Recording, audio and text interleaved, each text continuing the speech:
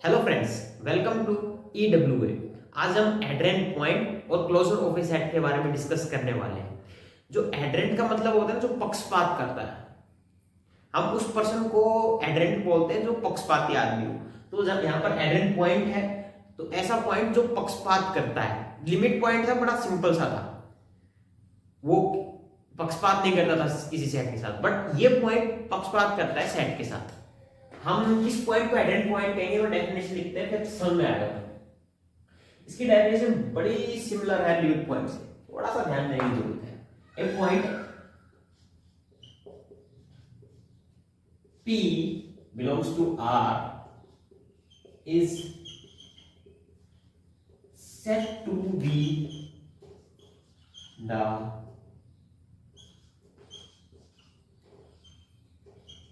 adjoint point of a set ले लेते हैं S, ब्रैकेट में लिख देना है यहां पर S का सबसेट ऑफ R। इफ कब बोलेंगे? Every neighbourhood of P contain at least one point या one element of set. Set क्या है यहां पर? S है। लिमिट पॉइंट में क्या होता था? एक point P belongs to R is said to be the adjoint point of set S if every neighborhood of P contain at least या a point of set S different from वो जो खुद का जो पॉइंट होता है उसके अलावा। बट यहां पर जैसे कोई सेट लिखा हुआ है S, उसके अंदर 1 2 3 5 ऐसे है, तो ये सारे पॉइंट्स है ना, जैसे 1 है, नंबर लाइन में देखेंगे 1 यहां पर, इसका ये होगा नेबरहुड, ये होगा नेबरहुड, ये होगा नेबरहुड। तो देखो जब ये नेबरहुड है ये वाला, तो इसमें ये जो 1 है ये तो इस सेट के अंदर कंटेन हो रहा है ना, तो ये एड्रेंट पॉइंट हो जाएगा। सेट के अंदर जितने भी एलिमेंट्स है ना वो तो एड्रेंट पॉइंट है ही है। पर ये देखो 1 यहां पर लिमिट पॉइंट नहीं है, तो लिमिट पॉइंट के अंदर क्या कहते था, जितने भी नेबरहुड है ना उस पॉइंट के, जितने भी नेबरहुड है वो कम से कम एक पॉइंट कंटेन करना चाहिए था सेट के अंदर खुद के अलावा। अब देखो 1 का कोई भी नेबरहुड ले लो यार, जैसे यहां पर 1.3 आ गया, 1.3 तो इसके अंदर कंटेन नहीं हो रहा, मतलब कोई भी एलिमेंट इसके अंदर कंटेन नहीं हो रहा इसके अलावा, तो लिमिट पॉइंट तो है नहीं। समझ में आया कि एड्रेंट पॉइंट और लिमिट पॉइंट में क्या डिफरेंस है? अब इस सेट के बाहर, जैसे सेट के बाहर उन पॉइंट को हम एड्रेंट पॉइंट कहेंगे जो लिमिट पॉइंट होंगे। समझ में आया? जैसे इस सेट में जितने एलिमेंट्स हैं वो तो एड्रेंट पॉइंट हो ही होंगे, बट सेट के बाहर जो पॉइंट होंगे और जिन्हें हम लिमिट पॉइंट कह रहे हैं, वो लिमिट पॉइंट भी तो एड्रेंट पॉइंट ही होंगे ना। समझ में आया कि नहीं आया? क्योंकि लिमिट पॉइंट की डेफिनेशन क्या है? वो पॉइंट जिसके जितने भी नेबरहुड है ना वो कम से कम एक पॉइंट कंटेन कर रहे हो सेट के, और बस हमें तो एक पॉइंट चाहिए। समझ में बात आपको? सो आई होप एड्रेंट पॉइंट आपको समझ में आ गया होगा। हम उस पॉइंट को एड्रेंट पॉइंट कहेंगे सेट के लिए जब उस पॉइंट जितने भी नेबरहुड लेना तो कम से कम एक पॉइंट कंटेन करना चाहिए सेट का, चाहिए वो खुद ही हो। ये है बात। अब क्लोजर ऑफ ए सेट किसे कहेंगे? कलेक्शन ऑफ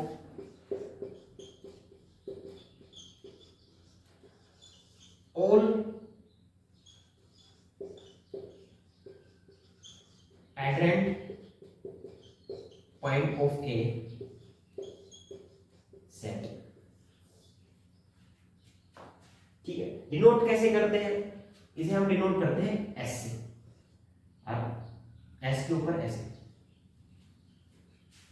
ठीक है, अब देखो एक बात समझने की जरूरत है, हम क्या जो क्लोजर ऑफ ए सेट है क्या हम उसको ऐसे लिख सकते हैं? जो सेट है वो तो सेट के जितने भी एलिमेंट हो वो तो एज इट इज आ जाएंगे, और उसके साथ union of drive set,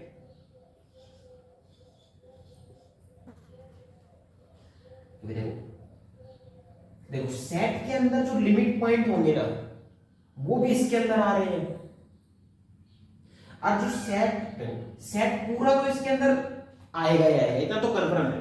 set के बाहर जो पॉइंट लिमिट पॉइंट है वो भी तो एडरेंट पॉइंट है, और ड्राइव सेट क्या है? Collection of all limit points, ठीक है।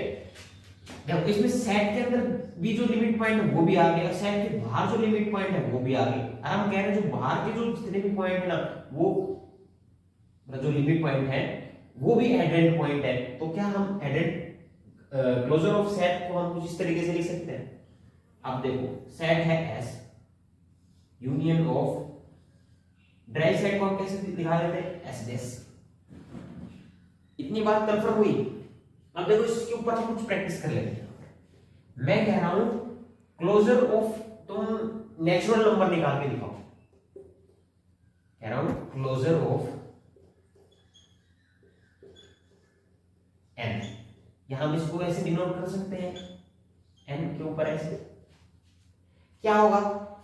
सेट खुद, सेट हमने खुद लिख दिया, यूनियन ऑफ ड्राइव सेट। अब देखो नेचुरल नंबर सेट के लिए कौन कौन से पॉइंट लिमिट पॉइंट है? नेचुरल नंबर के अंदर कोई भी ऐसा पॉइंट नहीं है जो इसका जो लिमिट पॉइंट हो, तो हम लिख देंगे 5। अब इसका क्या आंसर होगा? एन। ऐसे हम आई का निकालें तो क्या हो जाएगा? I as it is union of, I के लिए भी कोई भी ऐसा एलिमेंट नहीं है जो लिमिट पॉइंट है, तो 5। तो यहां पर यह आई आ जाएगा। हम एक क्लोजर ऑफ इसका लेंगे, क्लोजर ऑफ रेशनल नंबर ले लेते हैं, क्लोजर तो set as it is union. अब देखो रेशनल नंबर के लिए लिमिट पॉइंट्स कौन कौन से होंगे? भाई सारे रेशनल नंबर तो है ही है, उसके साथ साथ जो इरेशनल नंबर है वो भी इसके लिमिट पॉइंट्स हैं, ठीक है। तो क्या हो जाएगा यहाँ पर? सारे रियल नंबर्स, और इसका आंसर हो जाएगा आर। और आर सेट के लिए हम क्लोजर निकालें तो क्या आएगा? आर सेट खुद, उसके साथ जो इसका ड्राइव सेट है, ड्राइव सेट के अंदर क्या होता है? सारे लिमिट पॉइंट का कलेक्शन। इस सेट आर सेट के जितने भी लिमिट पॉइंट होगा कलेक्शन, तो सारे एलिमेंट्स इसके अंदर लिमिट पॉइंट होते हैं, तो यार आ जाएगा। अब मैं कहूं 5 एम्प्टी सेट। अब बताओ 5 एज इट इज आ गया, यूनियन ऑफ 5 सेट के लिए 5 सेट में जितने भी एलिमेंट है सारे इसके लिमिट पॉइंट्स है। यार इसके अंदर कोई है नहीं, ये बात मैं मान रहा हूं, पर जितने भी एलिमेंट है सारे इसके लिमिट पॉइंट्स है, तो हम कह देंगे 5। इसका आंसर 5 हो गया। सो आई होप आपको एडेंट पॉइंट और क्लोजर ऑफ ए पॉइंट का कॉन्सेप्ट समझ में आया होगा। अगले वीडियो में मिलते हैं नए कॉन्सेप्ट के साथ। जब तक के लिए जय हिंद, जय